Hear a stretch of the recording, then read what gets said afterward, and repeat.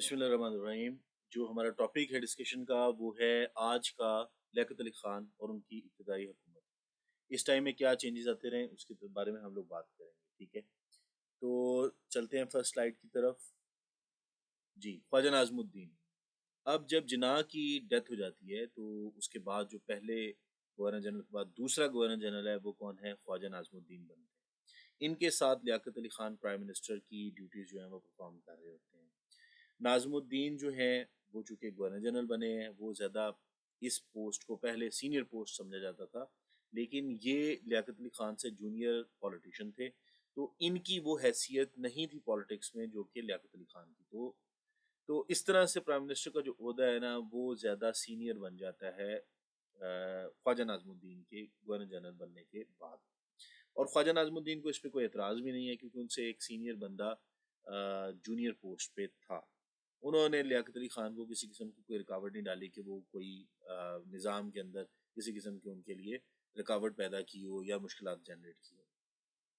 Liaquat Ali Khan prime minister ہی رہے اور انہوں نے بلکہ ان کی بہت ساری مدد کی، امپاور کیا ان کو کہ وہ نظام کو اسموتھلی چلائیں۔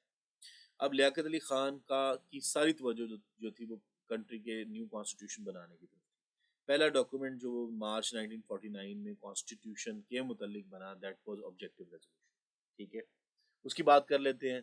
اب آبجیکٹو ریزولوشن کے مین پوائنٹس کیا تھے کہ پاکستان میں جمہوریت ہوگی، اسلام کا نظام ہوگا، مائنورٹیز کو میکسیمم رائٹس ملیں گے اور جوڈیشری آزاد ہوگی۔ بیسک پرنسپل کمیٹی نے اپنا پہلا ڈرافٹ کانسٹیٹیوشن 1950 میں پیش کیا، لیکن اس پہ بہت سارے اعتراضات لگے کہ جی اس میں بہت سارے اسلامک ایلیمنٹس موجود نہیں ہیں، اور بہرحال اس کی کچھ جو نارمز تھی مین وہ جو مین اس کے پوائنٹس تھے وہ یہ تھے کہ پارلیمنٹ جو ہوگا وہ بائی کیمرل ہوگا، یعنی اپر ہاؤس اور لوور ہاؤس ہوگا، اردو آفیشیل لینگویج ہوگی ایسٹ اور ویسٹ پاکستان کی، اور اس پہ بھی بہت زیادہ شور مچا تھا۔ خیر، لیاقت علی خان جب 1951 میں ان کا قتل ہو گیا تو یہ سارا پروسیس جو ہے نا وہ رک گیا اور کانسٹیٹیوشن میکنگ کے اندر مزید کوئی پیش رفت نہیں ہوئی۔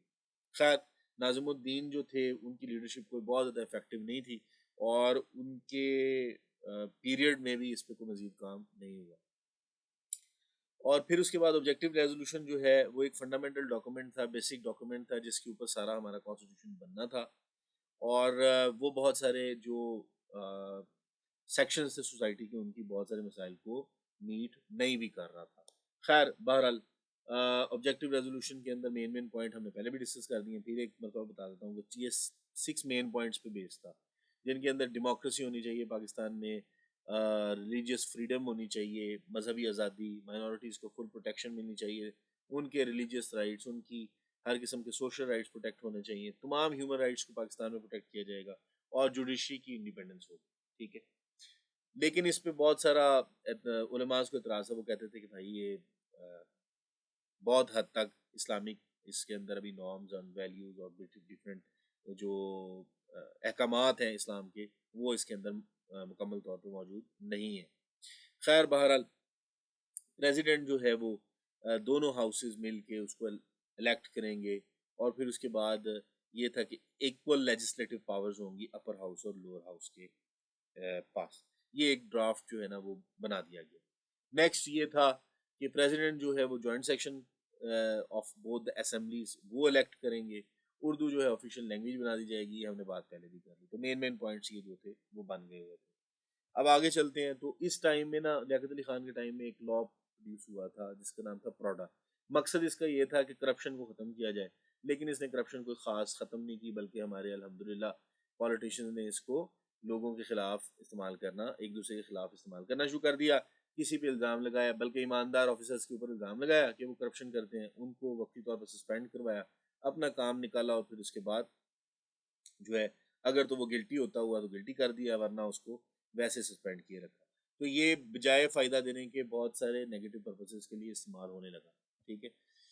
خیر، اب یہ تھا کہ پروڈا جو تھا پبلک ریپرزینٹیٹیو آفس ڈسکوالیفیکیشن ایکٹ، یہ بجائے فائدہ دینے کے نقصان ہی دے رہا تھا۔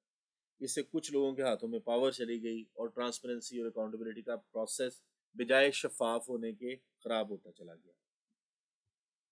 اس ڈیوریشن میں ایک بڑا ایگریمنٹ سائن ہوا ود انڈین گورنمنٹ، اور وہ ایگریمنٹ تھا لیاقت نہرو پیکٹ. اس کے ذریعے یہ تھا کہ مائنورٹیز کی حفاظت دونوں کنٹریز اپنے اپنے کنٹری میں کریں گے. پاکستان میں ہندوؤں کی حفاظت کی جائے گی اور ہندوستان میں پیچھے رہ جانے والے مسلمانوں کی حفاظت کی جائے گی. یہ دونوں ممالک کے درمیان طے پایا اور یہ ایک پہلا اچھا ایگریمنٹ ہے جو کہ دونوں ممالک کے درمیان طے پاتا. ویزا سسٹم ڈیسائیڈ کر لیا گیا.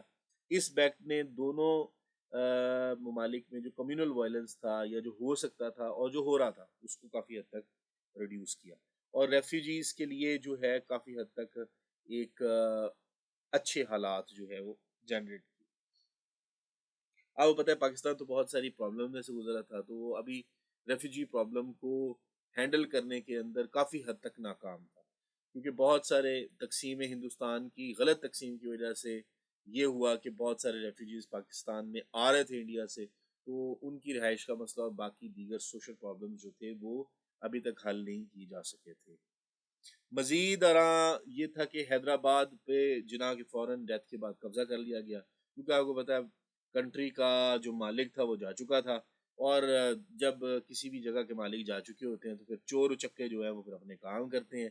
وہی بات ہوئی کہ جو ہی جناح کی ڈیتھ ہوئی تو حیدرآباد پہ قبضہ کر لیا گیا جیسے کشمیر پہ کر لیا گیا تھا. اسی طرح کراچی کے پاس جو اسٹیٹ جونا گڑھ تھی اس کے اوپر بھی قبضہ کر لیا گیا جس کو آپ یہ پکچر کے اندر دیکھ سکتے ہیں. تو حیدرآباد اور جونا گڑھ دونوں میں جو ہے وہ قبضہ ہو چکا ہے اور جو انڈیا نے ان دونوں اسٹیٹس کو اپنے ساتھ شامل کر لیا. حالانکہ وہاں کا ایمپرر جو تھا محبت خان اور جو ہے نظام جو تھے حیدرآباد کے وہ یہ چاہتے تھے کہ وہ پاکستان کے اندر شامل ہوں. ہاں ٹو سم ایکسٹینڈ یہ تھا کہ وہاں پہ پاپولیشن ہندو زیادہ پاپولیشن تھی تو وہ لوگ یہ نہیں چاہتے تھے لیکن ڈیسائیڈ چونکہ یہ ہوا تھا کہ جہاں کو جو ایمپرر فیصلہ کرے گا اس کے اوپر اس کو مانا جائے گا اور اس پہ عمل درآمد کیا جائے گا. خیر اب کیا ہے کہ ملٹری ٹینشن اس کی وجہ سے دونوں ممالک کے درمیان فوجی حکومت جو فوجی انوالومنٹ ہے وہ بہت زیادہ بڑھ گئی اور کشمیر میں تو باقاعدہ پاکستان کی 1948 میں جناح کے ہوتے ہوئے ہی جنگ ہو گئی. ٹھیک ہے تو اس سے پاکستان کی فارن پالیسی میں اور پاکستان کے اندرونی معاملات میں فوج کا عمل دخل بہت زیادہ بڑھ گیا. 1951 ہوا تو لیاقت علی خان کے خلاف پہلے تو ایک ملٹری کو ہوا ایک کوشش ہوئی جو کہ جناب آپ دیکھ سکتے ہیں پگڑی والی سرکار جو ادھر ویڈیو کے اندر نظر آ رہی ہے یہ میجر جنرل اکبر خان صاحب ہیں. انہوں نے لیاقت علی خان کی حکومت کو ختم کر کے فوجی حکومت لگانے کی کوشش کی لیکن ایوب خان صاحب نے جو اس وقت کے آرمی چیف تھے انہوں نے ان کو اس ساری سازش کو ناکام بنا دیا اور جناب کے جتنے دوست احباب اس کے اندر انوالو تھے 14 other officers they had been arrested and they had been apprehended and given punishment. اسی ڈیوریشن میں کچھ عرصہ پہلے اس معاملے سے لیاقت علی خان نے تازہ جو انگریز ہمارے ہاں chief of the army staff تھے general Douglas Gracey he had been replaced with Ayub Khan ان کی جگہ سے ریپلیس کر دیا گیا. ایوب خان ان کی جگہ پہ پاور میں آ گئے اور اس کے بعد خیر یہ ایک مصیبت ٹلی تو دوسری نازل ہوئی. یہ ایک جناب آپ ایک خپتی سا پاگل یہ اسٹوپڈ آدمی آپ پکچر میں دیکھ سکتے ہیں. ٹھیک ہے اس نے کیا کیا اس نے جی کہ پاکستان افغانستان کی آزادی کے لیے رکاوٹ ہے اور ہمیں KPK کا حصہ جو ہے وہ پاکستان وہ افغانستان کا حصہ بننا تھا.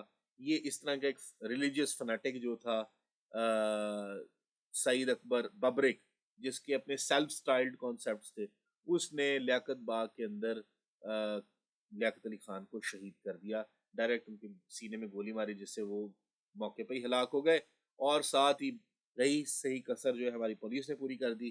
یہ جناب جو ایک آپ کو فنیٹک سامنے نظر آ رہا ہے اس کو ادھر وہاں پہ موجود پولیس نے شوٹ کر دیا. تو جی قصہ تمام ہوا اس طرح سے لیاقت علی خان کی حکومت ختم ہو گئی. سو یہ تھا کانسیپٹ یہ تمام حکومتی اقدامات تھے لیاقت علی خان کے ٹائم میں جو ہوئے. آپ اس کو اچھے طریقے سے ایک مرتبہ بک سے بھی پڑھ لیں اور اس کو بھی دیکھ لیں. امید ہے انشاءاللہ آپ کو یہ ٹاپک بڑے اچھے طریقے سے کلیئر ہو گیا. Thank you so much.